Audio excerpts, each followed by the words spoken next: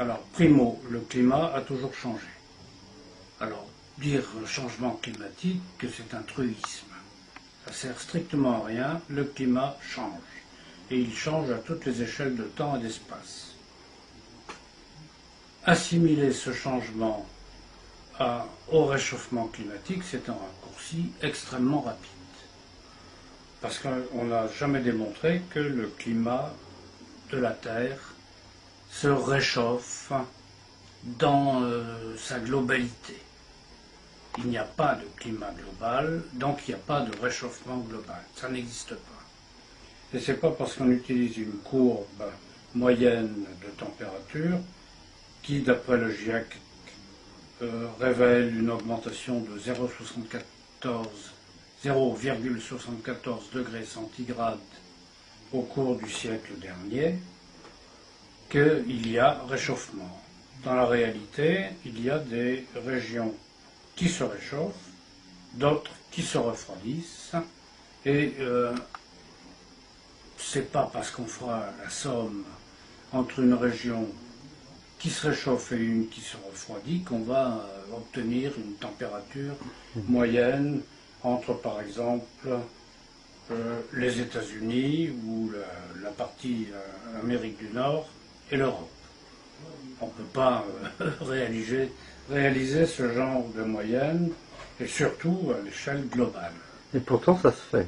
Oui, ben ça se fait parce que c'est pratique, parce qu'on peut additionner des torchons, des serviettes et tout mélanger, mais ça n'a, sur le plan climatique, strictement aucune valeur.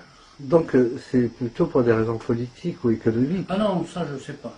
Je sais pas, mais attendez, oui. Vous m'avez posé de multiples questions. Oui. D'abord, est-ce que la Terre se réchauffe? Non, on n'en sait rien. On n'en sait rien. Par contre, la question à se poser, c'est pourquoi y a-t-il des régions qui se réchauffent? Pourquoi y a-t-il des régions qui se refroidissent? Si on ne se pose pas ce genre de questions, on ne fait pas de la météorologie ou de la climatologie, on fait n'importe quoi.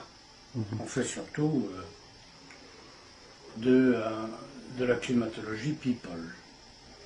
Ensuite, dire que le changement climatique est dû à l'effet de serre, ça c'est encore une nouveauté, mais on connaît les causes du changement climatique, elles se trouvent dans tous les manuels de climatologie, que ce soit les paramètres de Milankovitch, que ce soit les variations de l'activité solaire, que ce soit le géomagnétisme, puisqu'on en parle maintenant, que ce soit le rayonnement cosmique,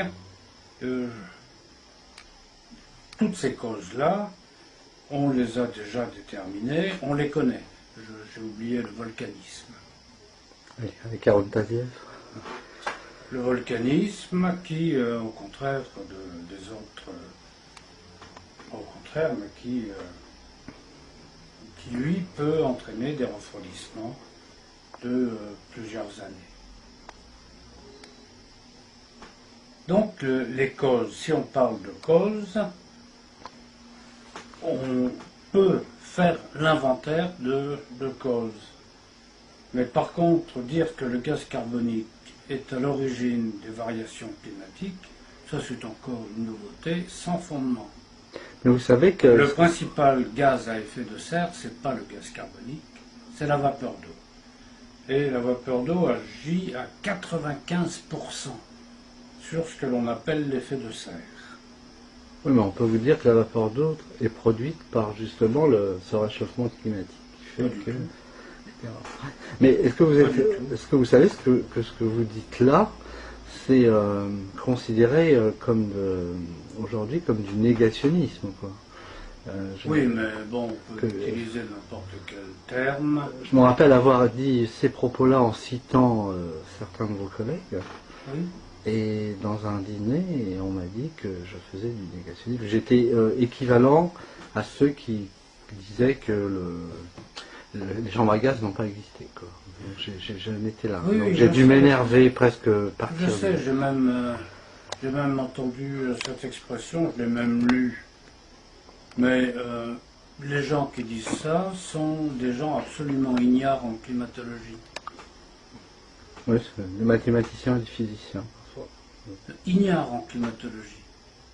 Euh, les- des journalistes, des médias, des politiques, ce qu'on appelle environnementalistes ou écologistes, c'est-à-dire des propagandistes. Mais leur formation scientifique est nulle sur ce plan-là.